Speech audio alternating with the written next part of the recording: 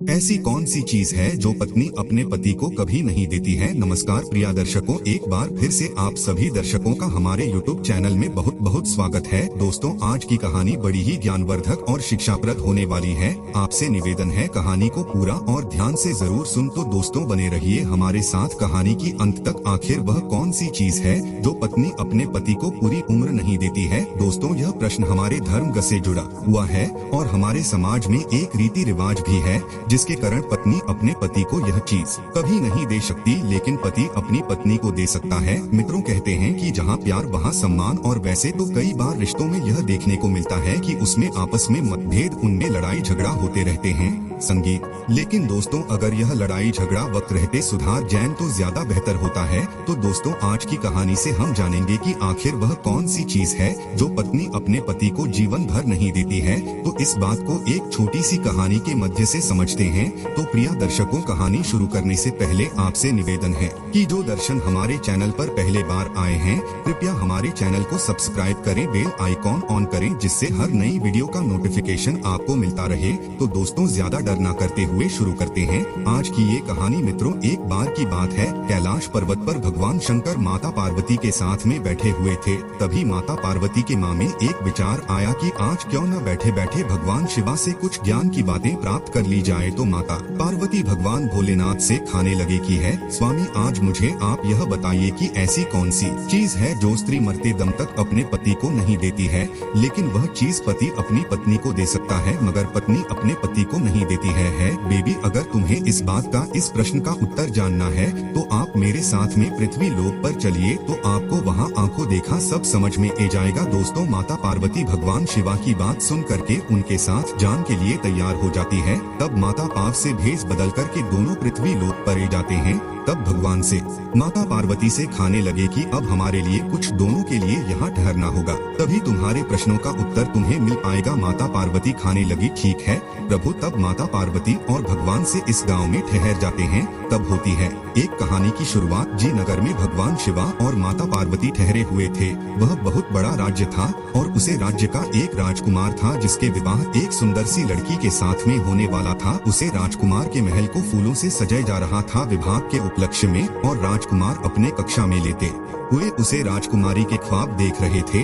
जब राजकुमार की नींद खली तो राजकुमार ने खिड़की से जाकर के देखा, मौसम बड़ा सुहाना था। तो राजकुमार के मन में राजकुमारी से मिलने की इच्छा जागृत हो गई और राजकुमार राजकुमारी से मिलने के इरादे से अपने घर में सबसे छुपाते छुपाते एक घोड़े को पड़ा और उसे घोड़े पर बैठकर के राजकुमारी से मिलने के लिए चल दिया। दोस्तों, रास्ते में उसे राजकुमार को प्यास ने सत्या और राजकुमार इस रास्ते में इस जंगल में एक पानी की जलाशय को ढूंढने लगा, पानी के स्रोत को ढूंढने लगा। कुछ दर ढूंढने के बाद राजकुमार को एक जलाशय मिल भी गया और राजकुमार उसे जलाशय के पास पहुँच। देव राजकुमार उर्फ जलाशय के पास में पहुँच तो देखा जलाशय में पानी नहीं है, जलाशय बिल्कुल सूख हुआ है। राजकुमार सोने लगा, अब क्या करूँ, एक जलाशय को ऐसे तैसे हुआ, वो भी सूख हुआ निकाला, इसमें एक भी बूंद पानी नहीं है। मित्रों, ये सरदृश्य भगवान शिवा और माता पार्वती देख रहे थे। केन में जाकर देखा तो केन, कुआं में जाकर देखा तो कुआं में पानी था। राजकुमार ने उसे केन से पानी निकालकर पीने लगा। तभी इस झोपड़ी से एक बुढ़िया निकाल कर आई। तब वो बुढ़िया उसे राजकुमार से खाने लगी, बेटा तुमने यह क्या किया, यह हुआ एक शापित हुआ है।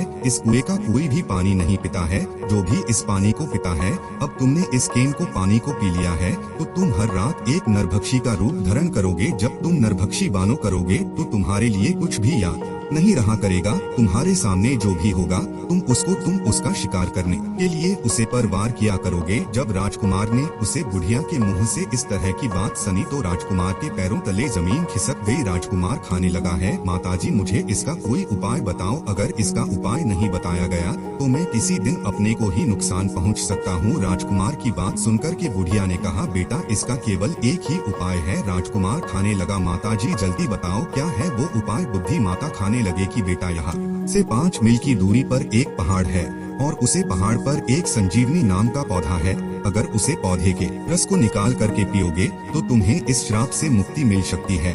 और कहा बेटा इस कार्य के लिए तुम्हें रात्रि में किसी अच्छी जगह छुपाना पड़ेगा, अन्यथा तुम किसी को भी हानि पहुंच सकते हो। राजकुमार बोला ठीक है माताजी। इतना कहकर के वो राजकुमार वहां से उसे पहाड़ की तरफ निकाल गया। मित्रों यही सब माता पार्वती और भोलेनाथ देख रहे थे। माता पार्वती ने भोलेनाथ से पूछा कि है प्रभु मेरी कुछ समझ में नहीं आ रहा है, अब मेरे इस प्रश्न का उत्तर किस प्रकार से दे रहे हैं, मेरी तो कुछ समझ में नहीं रहा है। भगवान शिवा खाने लगे कि पार्वती चिंता मत करो, तुम्हें तुम्हारे प्रश्नों के उत्तर जरूर मिल जाएंगे। दोस्तों उधर वो राजकुमार बड़ा चिंतित हो जाता है। भाई सोने लगा या फिर अपने शराब से मुक्ति पाऊं। राजकुमार के कुछ भी समझ में नहीं आ रहा था, क्योंकि वह संजीवनी पेड़ वाला पहाड़ बहुत दूर पड़ता था और कुछ समय में अंधेरा भी होने वाला था और राजकुमार नहीं चाहता था कि मेरे हाथों से किसकी मृत्यु हो, किसी को नुकसान पहुंचे। इसलिए राजकुमार ने अपने आप को कहानी ऐसी एकांत जगह पर छुपाना चाहता था जहां पर कोई आता जाता ना हो। यही सब सोच करके राजकुमार पर्वत की एक गुफा में जाकर के छिप गया।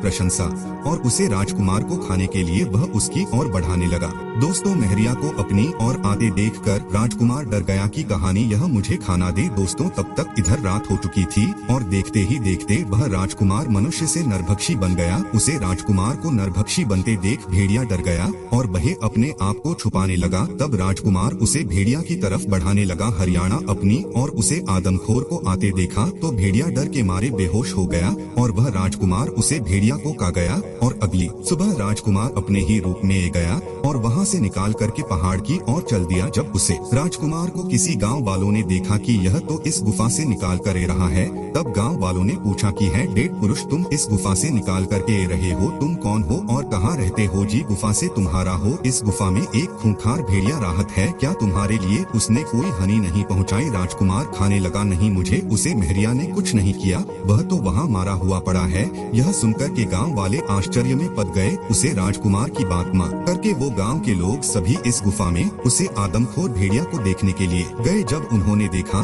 तो वह भेड़िया वास्तव में मारा पड़ा है। यह बात पूरे राज्य में फैल गई कि एक खूंखार भेड़िया को एक मामूली से आदमी ने मार दिया है, जिसे आज तक कोई मार नहीं सका था, लेकिन आज इस लड़के ने उसे भेड़िया को मार दिया है। जब यह बात वहाँ के राजा को पता चली तो वह राजा उसे राजकुमार को अपने भवन में बुलाता है। तब राजा साहब उसे राजकुमार से कहते हैं कि है वीर पुरुष तुमने उसे भेड़िया को मार करके हमारे राज्य को उसे घड़िया से मुक्ति दिलाई है। हाथ तुम्हारा पर बहुत ही सराहनीय है, तुम जो मुझे मांगना चाहते हो मैं मांग सकते हो। राजकुमार खाने लगा है राजा यह तो मेरा कर्तव्य था और मुझे कुछ नहीं चाहिए, लेकिन फिर भी राजा साहब अपनी मर्जी से उसे राजकुमार को एक जादू कालीन भेंट करके और कहता है वीर पुरुष यह छोटा सा भेंट हमारी तरफ से है, यह है तुम्हारी मंजिल तक पहुंचाने में कार्य करेगा। दोस्तों वो भेंट स्वीकार करके राजकुमार उसे कलीन पर बैठकर शीघ्र ही रात होने से पहले उसे पहाड़ की तरफ चला गया और कुछ ही समय में वह पहाड़ पर पहुंच गया और वह संजीवनी पौधा देख कर के राजकुमार समझ गया कि यही संजीवनी पौधा हो सकता है,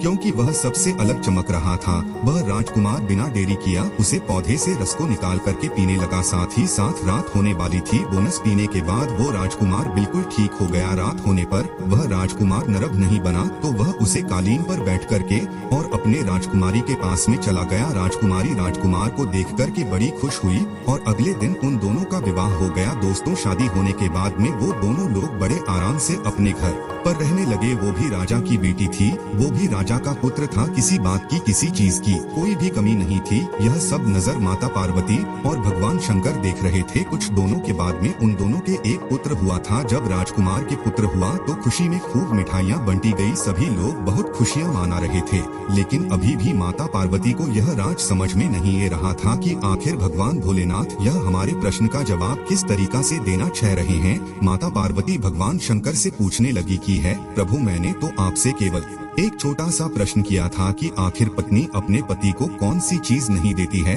पर मेरी समझ में अभी तक कुछ नहीं आ रहा है। तुमने तो यहाँ लाकर के बात का बतंगल बना दिया है। भगवान भोलेनाथ खाने लगे हैं देवी थोड़े दिन की बात और है, तुम्हें सब कुछ समझ में आ जाएगा, तुम्हारे प्रश्न का जवाब भी मिल जाएगा कि आखिर औरत अपने पति को क्या नहीं दे सकती है। मित्रों कुछ दोनों के बाद में उधर राजकुमार भाई किसी भयंकर बीमारी से ग्रसित हो गया और बीमा होने की वजह से उसकी कुछ दिन के बाद मृत्यु हो गई। सभी सभी लोग राजकुमार को शमशान घाट ले जा रहे थे। कर लोग अपना अपना कंधा दे करके उसे राजकुमार को शमशान घाट ले जा रहे थे, लेकिन उधर राजकुमारी राजकुमार के चक्कर में बड़ी हिलाप कर रही थी, लेकिन वह अपने पति को कंधा नहीं दिखा रही थी। दोस्तों, हमारे हिंदू धर्म में यह परंपरा है कि पत्नी अपने पति को मां जान के बाद में केवल कंधा नहीं दे सकती है। दोस्तों, हर पत्नी अपने पति के लिए सब कुछ दे सकती है, लेकिन उसकी मृत्यु के बाद उसे कंधा नहीं दे सकती है। दोस्तों, उधर माता पार्वती को धीरे धीरे अब समझ में आने लगा, भगवान शंकर खाने लगे हैं। देवी, शायद अब तुम समझ चुकी होगी कि आखिर औरत अपने पति को क्या नहीं दे सकती है।